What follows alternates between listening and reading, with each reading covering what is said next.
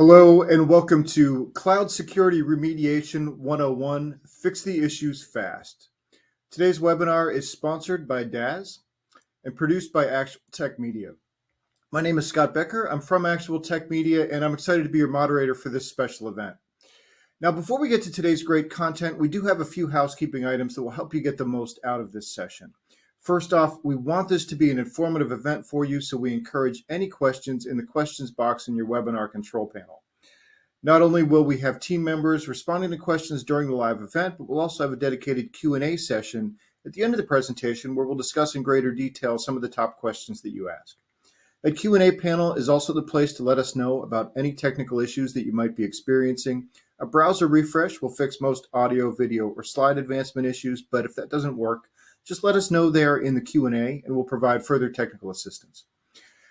Now, in the handout section of your webinar control panel, you'll find that we're offering several resources, and I'd especially like to call your attention to a link to learn more about Dazz, a PDF on the business value of the Dazz Remediation Cloud, and a Cloud Security Remediation for Dummies book.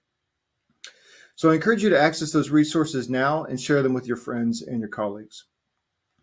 At the end of this webinar event, we will be awarding a $250 Amazon gift card to one lucky registrant. Of course, you must be in attendance during the live event to qualify for the prize.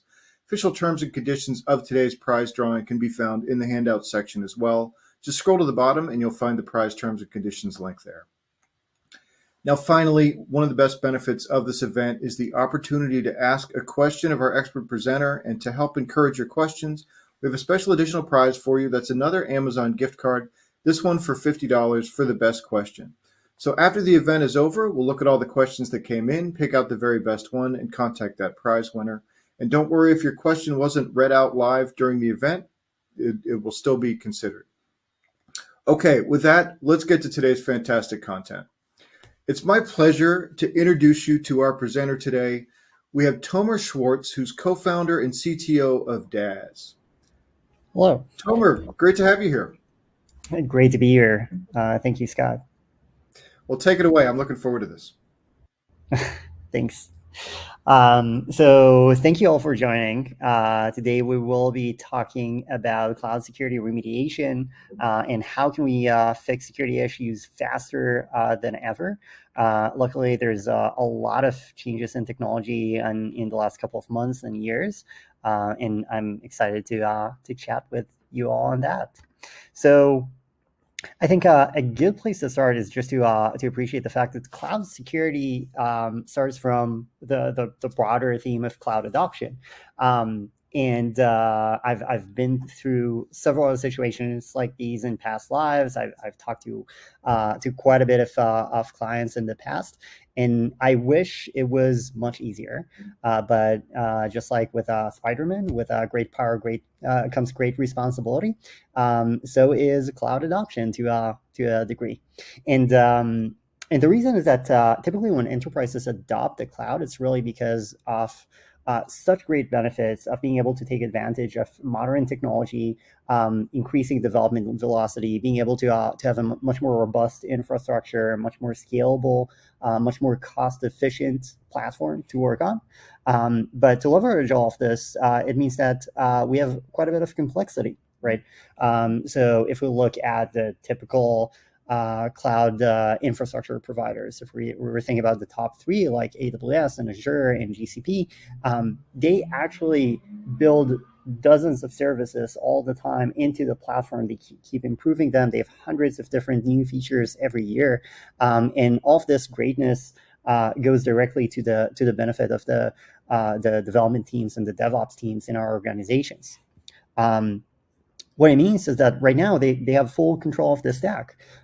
So we're allowing the application teams and the feature teams to decide on everything from infrastructure to OS to containers to the application architecture themselves, which means that all of a sudden they have much more control, and they can run much faster and configure their infrastructure for themselves. This is fairly new if we're thinking about IT infrastructure in the broader sense. Then it's probably a transition that happened in the last I would say around 5 years, right? Most of the developers don't really understand the impact of such misconfigurations, and so many new services are right now available to them. So we have to appreciate the fact that right now we are handing over a lot of power and a lot of customization to people who might not be aware of the consequences of configuring this infrastructure in this particular way. It requires a lot of expertise. For each service, they have their own default configurations that you have to understand what would be the security impact of them. There's quite a bit of slippery slope once you set things up in a particular way, especially when we go into even deeper into the configuration space from the typical, hey, I've just set up something in the AWS UI and I've set up a particular service back into cloud formation templates, maybe into more abstracted versions like CDK or Terraform, up into the containerized environments with things like Kubernetes configurations and Helm charts, quite a bit of configurations. The third point here is really about being able to understand that there is an increased attack surface, because right now we're allowing all of these development teams to build new services, to deploy new resources, and some of them will be publicly facing. It's expected. They're supposed to be exposed to the public internet. But what it means is that we're seeing an increase in the attack surface that we have across all of the applications and across all of the infrastructure. There's also another motion that happened, which but there's a lot of advantages to this, the continuous integration and continuous deployment model, where development teams can set up automated deployment processes and continuously change the application and the infrastructure, which means that a new resource might spin up right now just based on a very recent change from the development team. It could be a commit to that change a particular file just 5 minutes ago, and it's immediately in production. It's great. It gives them a lot of flexibility. It gives them a lot of agility. But what it means is that right now, if we need to protect that particular resource, and let's say it's misconfigured, or it's let's say it's a workflow that was breached, we have to understand where is this coming from and how it got there in the first place. And this is an area where when we compare it to the old world where you had to deploy a server physically, we could probably take account of all of these changes. But now in the continuous deployment model, it's becoming much faster than ever. And it's becoming much bigger of a problem to be able to attribute all of these resources to their origins.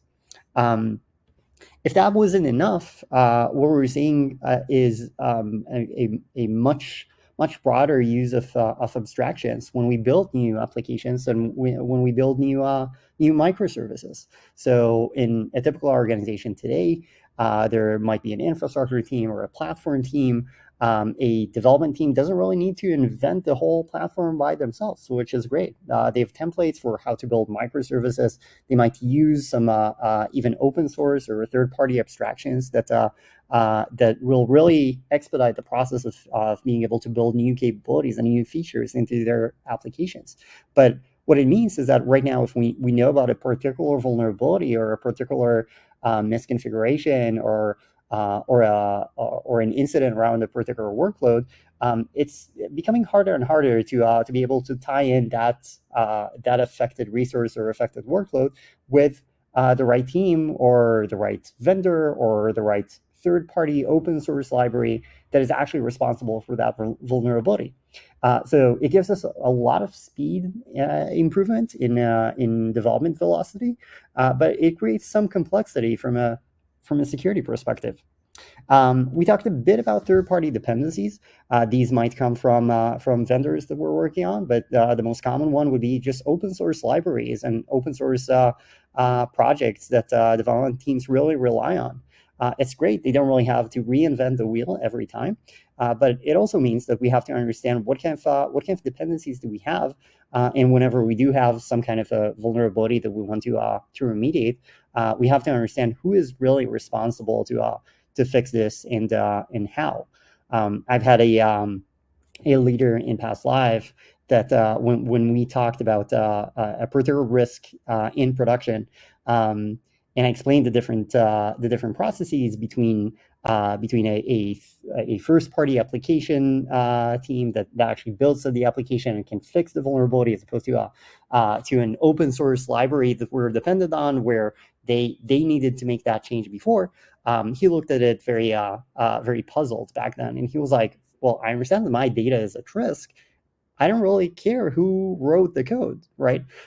So being able to really simplify that process for us and understand what is the right changes that we need to make, and who needs to make them, and what kind of dependencies are really important when we're trying to protect our own data and our own applications. I think the final point here is really important, especially when when we were thinking about larger development communities.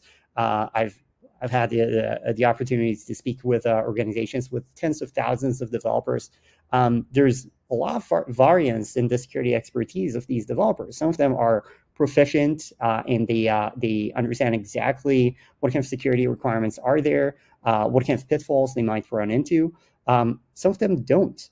And we can't really expect each and every one of them to understand every single thing, every single vulnerability, every single potential misconfiguration that might happen in every single cloud provider, because they're also using a lot of different technologies, and sometimes they don't really have the time to spend to really get into the weeds and understand what is the impact of every single property that they're actually setting up. So with that, we have to appreciate the fact that remediation is a really critical step in being able to reduce the risk of our environment. So I think a good example of that is Log4Shell. In this case, what we've seen is that is that the industry had progressed quite a bit in being able to release advisories and release CVEs and be able to inform all of the affected companies about a potential critical vulnerability that they now need to fix. In the Log4Shell case, it took about 3 weeks until the public CVE was announced. It took only a few days until the patch was released, and everyone had the opportunity to actually take that patch and fix all of their affected applications. It took 72 hours for 830,000 exploits to start showing up in the wild. That's a staggering amount in 72 hours from the point of the advisory being released. But if you compare that to how organizations actually patch that vulnerability and how long did it take them to remediate, even months later, even 6 months to 12 months later, we've still seen a lot of organizations that are struggling to actually understand the impact and go through that process of remediating that particular vulnerability from their environment. And it makes sense because, to our points from the previous slide, it's a very challenging task. Now, if that wasn't enough, in 2022 alone, we've seen about 25,000 different CVEs being published. So every single day, we have plenty of new CVEs. We have plenty of new misconfigurations that we need to consider to continuously remediate them and stay on top of that emerging risk. So this is really a scalability problem. It's not a one-off. So what we're hearing from the industry and from some of our customers is first that they're seeing quite a bit of alerts, right? If we're considering the typical cloud security or application security stack, some companies would have just a handful of scanners. Some companies would have 15 or 20 different tools alone to cover that broad spectrum, from infrastructure to OS to application layer vulnerabilities. I think the biggest environments that we've seen had tens of millions of open findings in their environment. It means that a security team needs to be able to navigate this very quickly, to be able to assess and prioritize those risks based on multiple different lenses, to be able to contextualize this based on how the application is structured, how it's architectured, how the infrastructure gets deployed, and how the CI/CD pipeline is actually configured. And again, the development teams and the DevOps teams are in control of all of these components, so they can continuously modify this.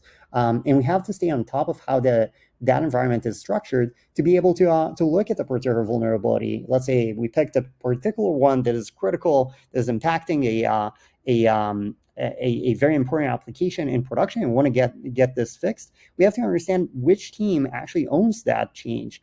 How do we guide them through that process? How do we find the right code owners? How do we help them investigate where the root cause is really coming from?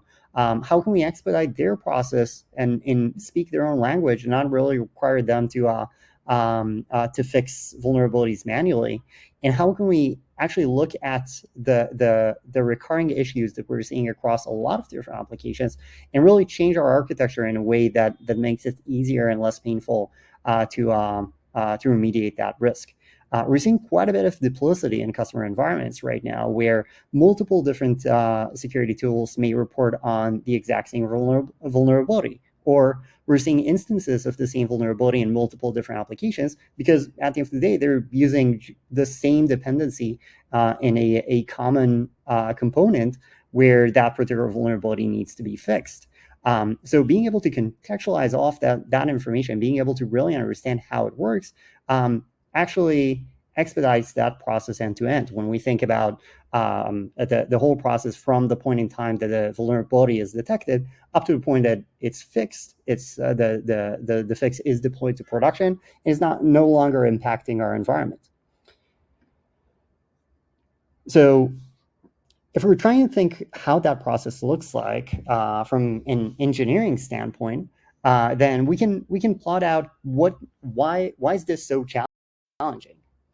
So let's say there's a new alert that's coming from a particular tool. Pick the favorite tool in your environment, and then we have probably a security analyst looking at that vulnerability.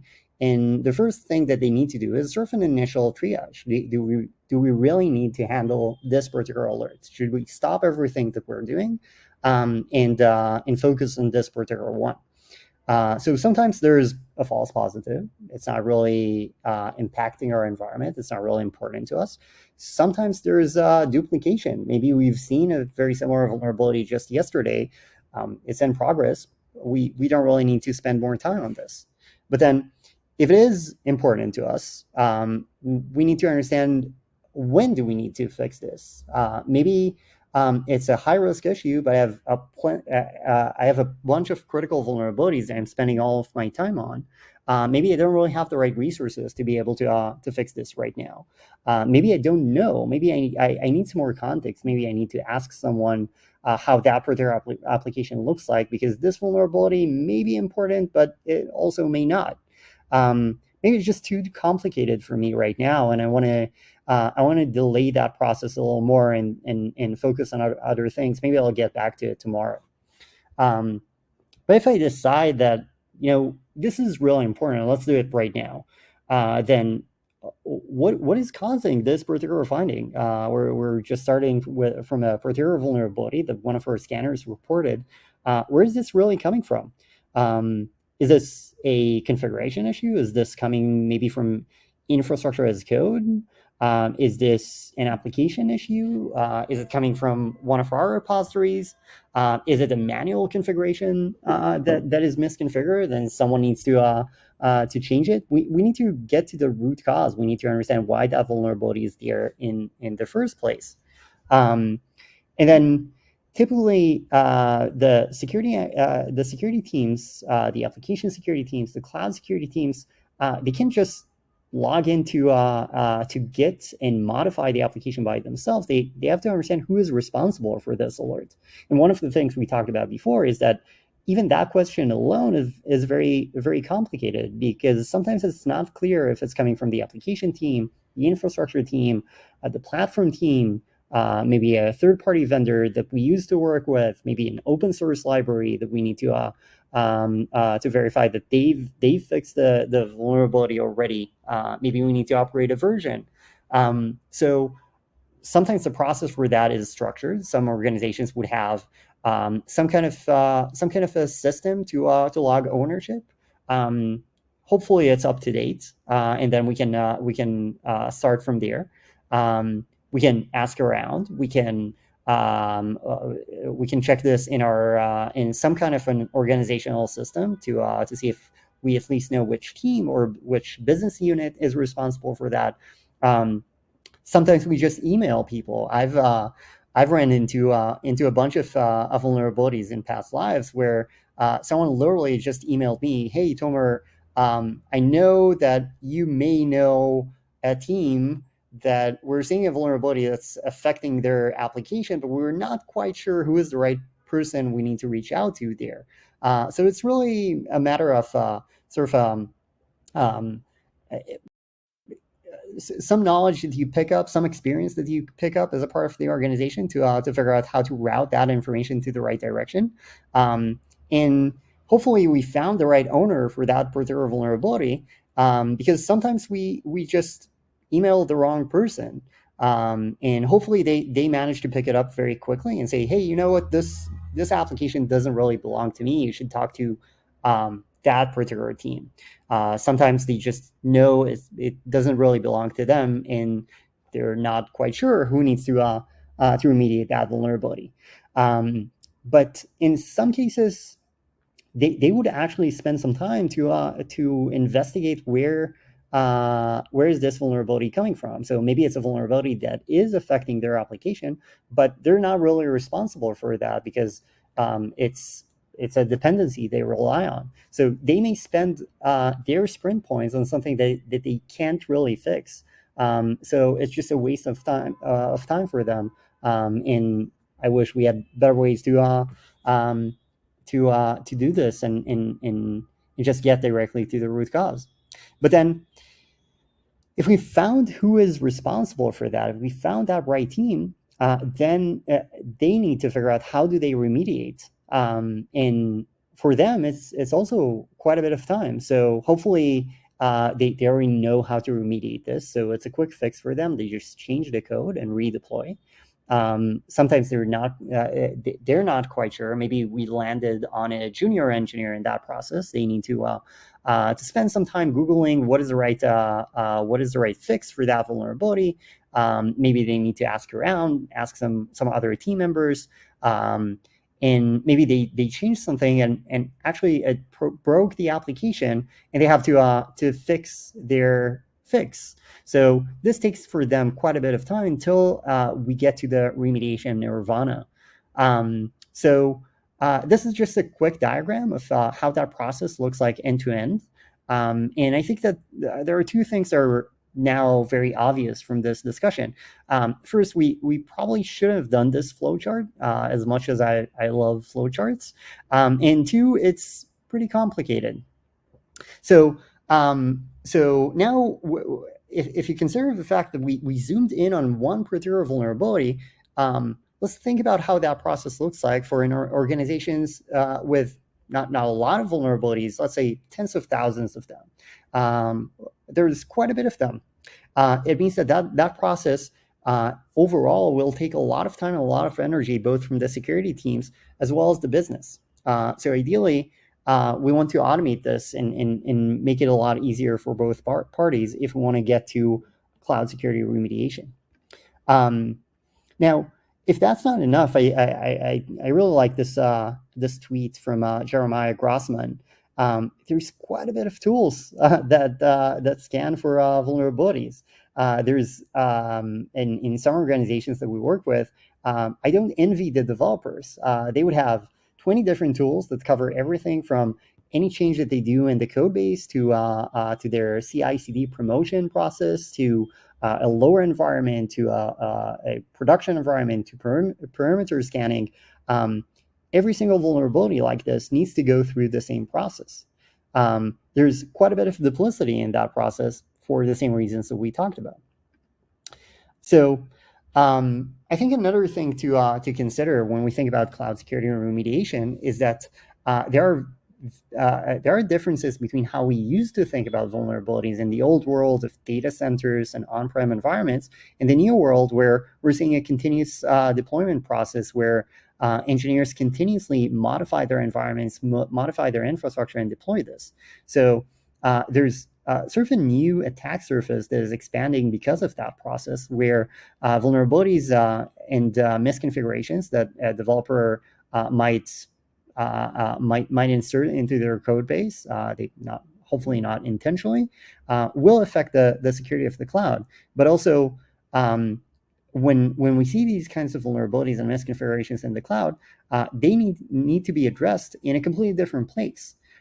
So it's no longer the old process where we've seen a particular machine that needs to be patched. We need to apply some kind of a version upgrade to a component there.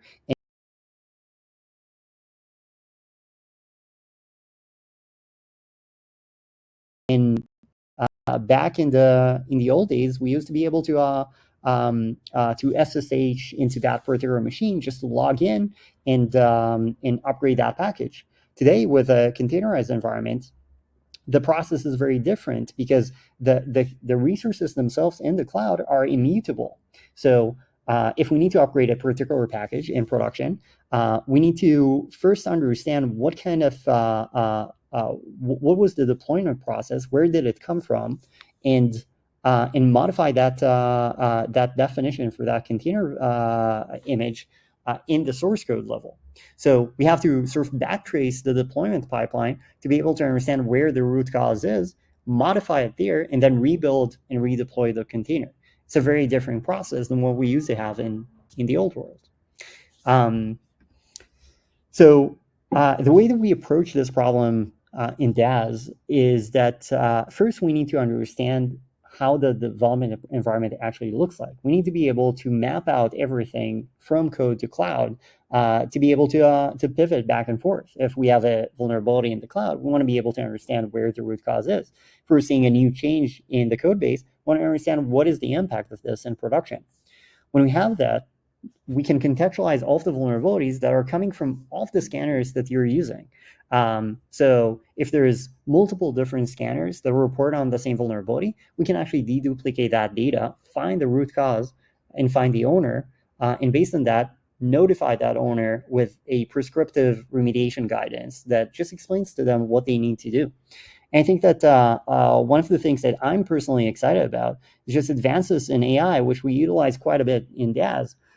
We can actually propose what is the remediation plan for all of these vulnerabilities and misconfigurations that we're seeing after we clean up the noise, after we deduplicate them, and we just explain to developers or to DevOps engineers in their own language, in their own tools even, what is it that we're asking. So it would literally be as easy as just clicking a button to be able to make that particular change. We're just asking for their approval. And with the same kind of DevOps environment that they're using, they can actually take advantage of the same processes to redeploy the application to production and fix the vulnerabilities that we started with. So this makes a huge opportunity to take all of the process that we drew together and just automate the whole thing end to end. Find the root causes automatically, understand what kind of vulnerabilities should be consolidated together, identify the right owners, explain to them what is the change that we're proposing, allowing them the opportunity to review, approve, or disapprove the change. And then if they approve it, it would automatically fix our environment. So this really gives us the ability to crunch through a huge backlog of tens of thousands or hundreds of thousands, or for some of our customers, millions of different vulnerabilities, and really be able to fix the highest impact vulnerabilities in a much easier and much faster process. So I think a good example of that is just based on a case study that we've seen in one of our customers.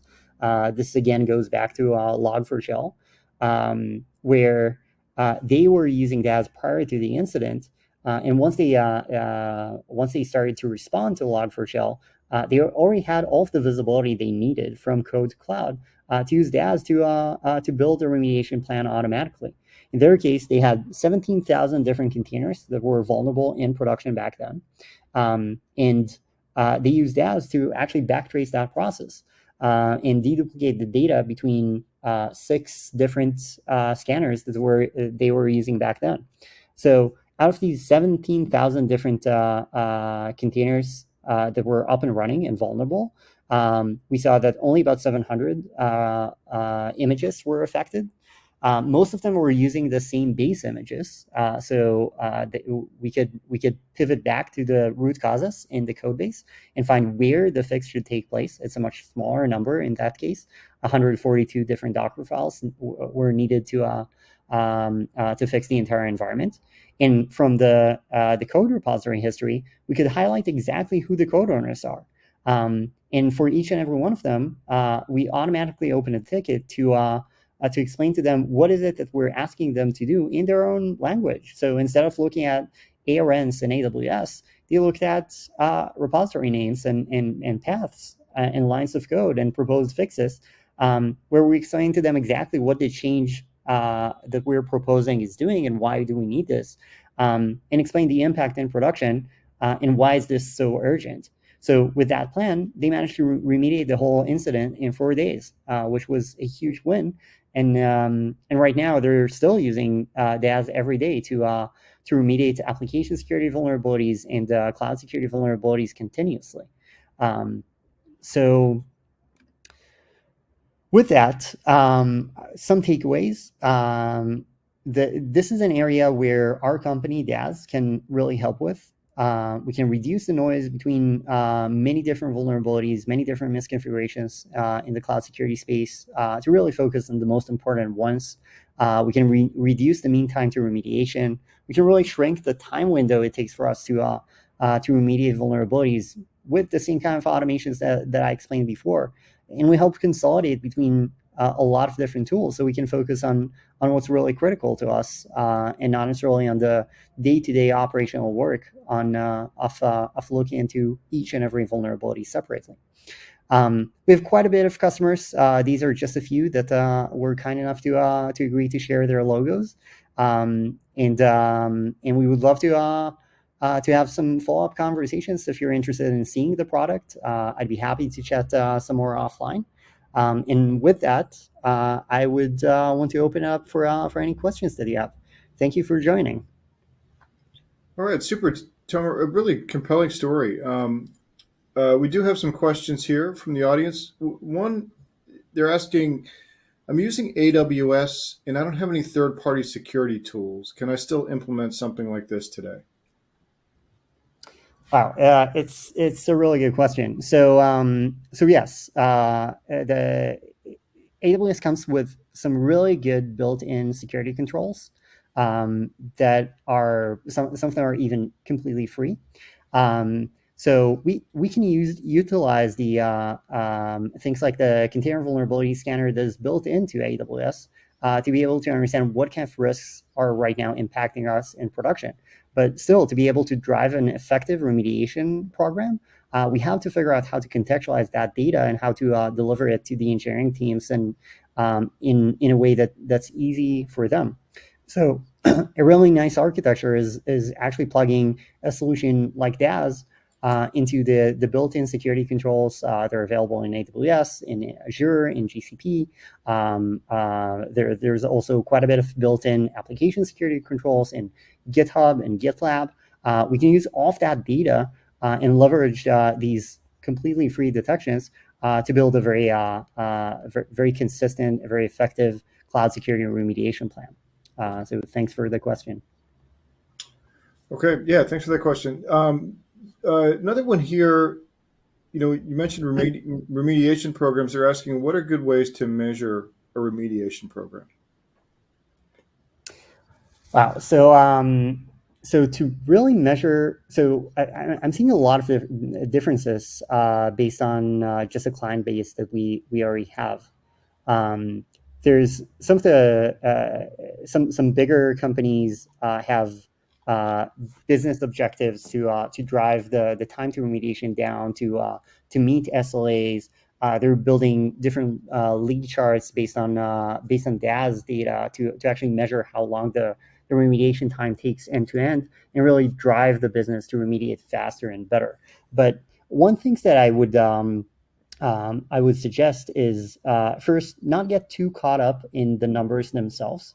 The number of vulnerabilities, the speed of remediation can really vary based on simple changes that you're doing, like implementing a solution like Dazz could really make a huge impact. But also consider the fact that that if you're not really seeing the right vulnerabilities, if you're not really detecting them in the first place, if your security control architecture is not really surfacing the right risks, the numbers might be a little skewed. So one of the things that are important for us in Dazz, and one of the things that we have as a part of our solution is to be able to deliver that architecture visibility to verify that all of our controls are actually in place and they're actually functioning. They're scanning all of the environment so we can get that level of consistency from which we can start measuring how many vulnerabilities that we actually have on each application or affecting every single business unit. And then from there, we can drive the true remediation numbers down. If it's based on mean time to remediation for critical alerts, this is a typical one, or based on SLAs. I think the biggest lever that we can have as from the security side is really being able to meet developers where they are. So if you're seeing that your cloud security program right now is lagging a bit behind, what I would encourage you to do is just to talk to your peers, understand why it takes for them so long to remediate.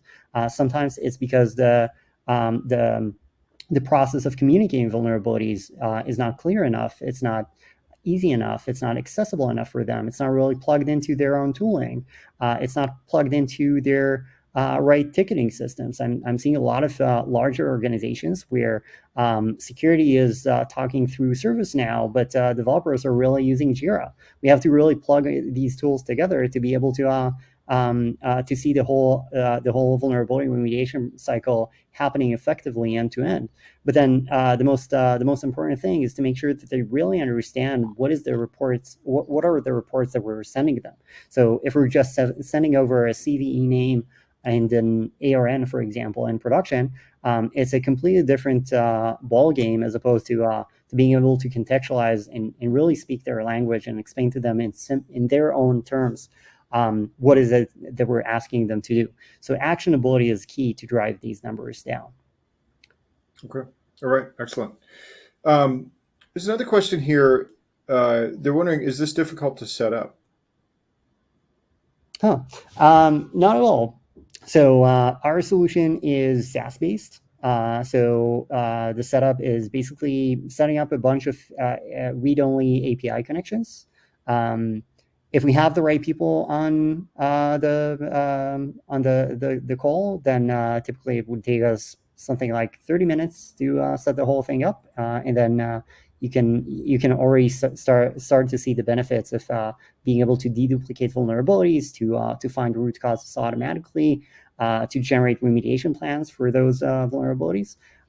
So yes, shouldn't be a big lift. Okay. All right. Excellent. Well, it looks like that's all we have time for today. But Tomer, if somebody wants to get started with Dazz or find out more, what do you recommend they do? So we have a bunch of different PDFs that we are sharing here in the handouts section. But if you want to see some more, if you want to see the tool in action, please reach out to us at contact@dazz.io. You can mention that you've seen this particular webinar, and I'll do my best to join that meeting too. If you want to see some more webinars that we had, more resources, any other, if you want to dive a little deeper into the solution, our website is dazz.io, where you can find a bunch more resources. So thanks for joining. Yeah, thanks for being here. Great presentation, and appreciate all your insights there in the Q&A as well. Thanks for this intro to Dazz. Of course. Thanks for having me.